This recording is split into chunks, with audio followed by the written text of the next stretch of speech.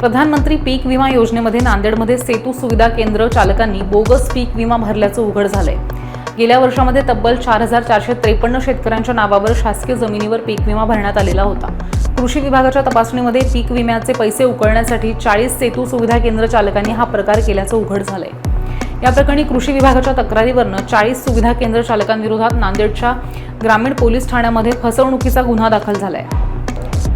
सुरुवातीला बीड जिल्ह्यामध्ये असाच पीक विमा घोटाळा उघडकीस आलेला होता। आता नांदेडमध्ये सुद्धा असाच प्रकार उघडकीस आलाय। कृषी विभाग आणि युनायटेड इंडिया इन्शुरन्स कंपनी मार्फत आपण मागील 2 वर्षांमध्ये आपल्या जिल्ह्यामध्ये प्रधानमंत्री पीक विमा योजना राबवली।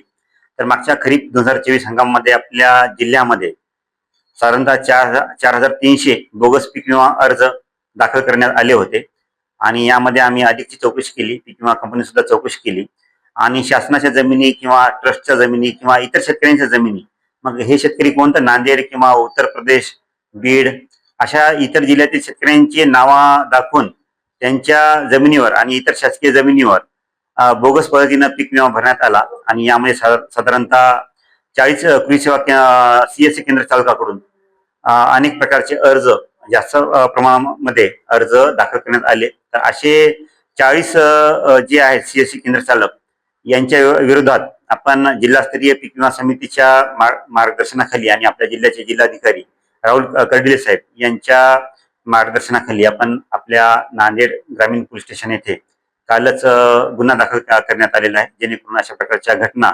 भविष्यात